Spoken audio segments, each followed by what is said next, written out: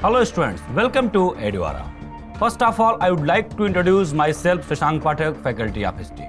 Dear students, आज हम लोग कला संस्कृति के अंतर्गत जिस महत्वपूर्ण टॉपिक पर परिचर्चा करेंगे उसे संगीत के रूप में जाना जाता है और यहाँ से लगभग हर परीक्षा में प्रश्न बनता ही बनता है. आइए अब हम विस्तार से परिचर्चा करते हैं.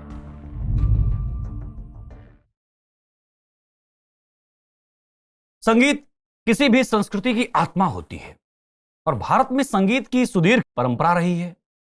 भारतीय संगीत का इतिहास अति जटिल है.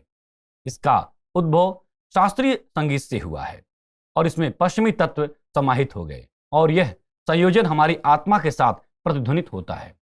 यह कहा जाता है कि पृथ्वी पर नारद मुनि, जो कि एक ऋषि हुआ करते थे, नारद मुनि ने संगीत की कला का शुभारंभ किया और उन्होंने नारद ब्रह्म नामक पूरे ब्रह्मांड में व्याप्त ध्वनि के विषय में भी यहाँ के निवासियों को बताया था. हमें पहली बार 2000 वर्ष पहले वैदिक काल में संगीत का साहित्यिक प्रमाण मिलता है. राग कराहार प्रिया के सभी 7 स्वर सामवेद में अवरोही क्रम में पाए जा सकते हैं. कुछ संगीतविद भी कहते हैं कि सबसे प्राचीन राग साम राग था. उन्होंने ओम शब्द को सभी रागों और स्वरों का स्रोत होने के विषय में सिद्धांत प्रतिपादित किया.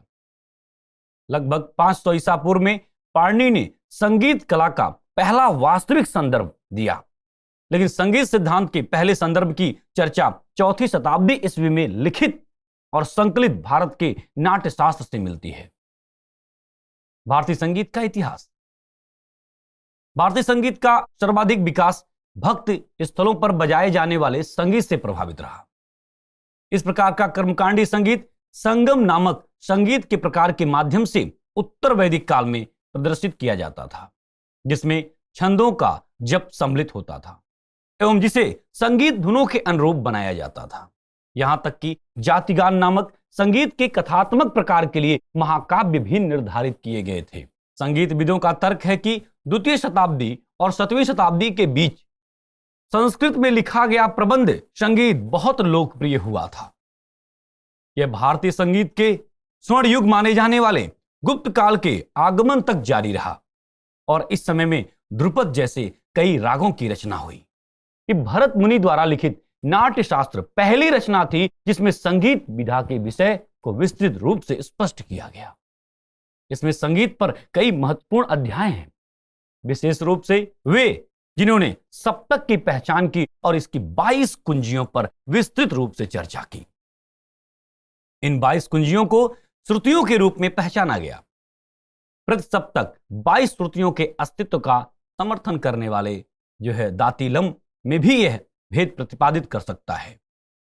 संगीतविद सारंगदेव द्वारा रचित 13वीं सदी की पुस्तक संगीत रत्नाकर में भी इस दृष्टिकोण को रखा गया है.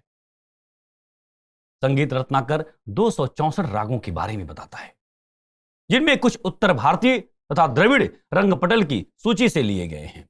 इसका सबसे बड़ा योगदान विभिन्न माइक्रोटोन्स की पहचान करना, सूक्ष्म टोन्स की पहचान करना, उनका वर्णन करना तथा अलग अलग श्रेणियों में उन्हें वर्गीकृत करना है. संगीत विधा पर कई मध्ययुगीन ग्रंथ कुछ विशिष्ट विषयों पर केंद्रित हैं. उदाहरण के लिए मतंग द्वारा 9वीं शताब्दी में लिखित बहुउद्देशीय राग शब्द की परिभाषा पर केंद्रित है. इसी प्रकार से 11वीं सदी का नंद द्वारा रचित ग्रंथ संगीत मकरंद 93 रागों और उन्हें स्त्रीलिंग और पुल्लिंग प्रजातियों में वर्गीकृत करने का प्रयास करता है.